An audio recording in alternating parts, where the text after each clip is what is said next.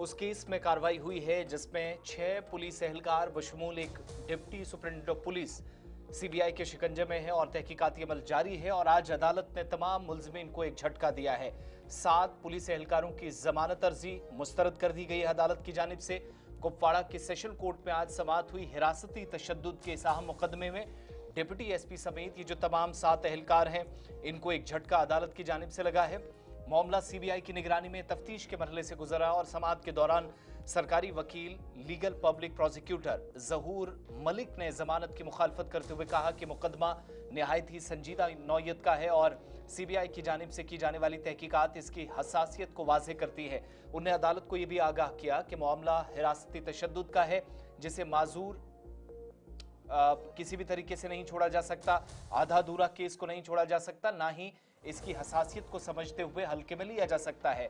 Supreme court की हिदायत पर सीबीआई इस केस को मॉनिटर कर रही है। इस बीच एलडीपीपी जहूर मलिक ने इस बात पर भी जोर दिया कि मुलजमीन की रिहाई से गवाहों पर दबाव या धमकी का खदशा पैदा हो सकता है जो तहकीकात को मुतासिर कर सकता है। हुकूमती वकील के दलाइल और केस की हसासियत को मद्देनजर रखते हुए सेशन कोर्ट ने कुपवाड़ा के अंदर डिप्टी एसपी या डीवाईएसपी समेत 7 एहलकारों की जमानत दरख्वास्त मुस्तरद कर दी और अदालत ने अपने फैसले में अवामी एतमाद, मुकदमे की नज़ाकत और जराइम की संगीनी जैसे अवामिल को भी बुनियादी केस की जो बुनियाद है वो करार दिया। और मजीद समाअत सीबीआई की निगरानी में ये जारी रहेगी, जबकि अदालत ने यह भी वाज़ेह कर दिया कि ऐसा हर फैसला इंसाफ, शफाफियत और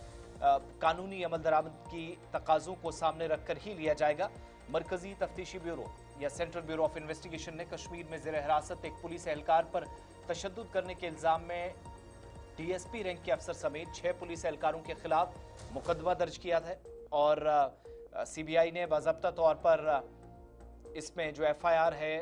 कुपवाड़ा के deputy superintendent of police Ejaz Ahmad Naikoo और ज्वाइंट इंटरोगेशन सेंटर से तैनात 5 एहलकारों को नामजद किया है। इनमें सब इंस्पेक्टर रियाज अहमद, जहांगीर अहमद, इम्तियाज अहमद, मोहम्मद यूनुस और शाकिर अहमद शामिल हैं।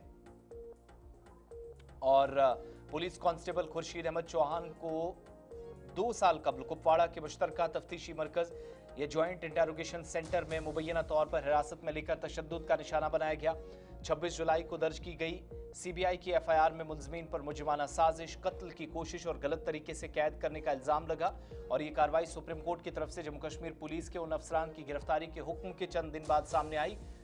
जिसमें जस्टिस विक्रमनाथ, संदीप मेहता पर मुश्तमिल सुप्रीम कोर्ट की बेंच ने इस मामले की जांच सीबीआई को मुंतकिल करते हुए कहा था कि तशद्दुद में मुबैना तौर पर मुलव्विस पुलिस अफसरान को 1 माह के अंदर गिरफ्तार किया जाना चाहिए और मुकदमा दर्ज करने के 3 माह के अंदर तहकीकात मुकम्मल होनी चाहिए। सुप्रीम कोर्ट का यह फैसला उस वक्त सामने आया था जब चौहान ने जम्मू कश्मीर हाई कोर्ट के उस फैसले को चैलेंज किया था जिसमें आईपीसी की दफा 309 के तहत उसके खिलाफ एफआईआर को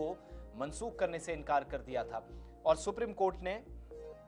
खुर्शीद चौहान को 50 लाख रुपए हर्जाना देने का भी हुक्म दिया।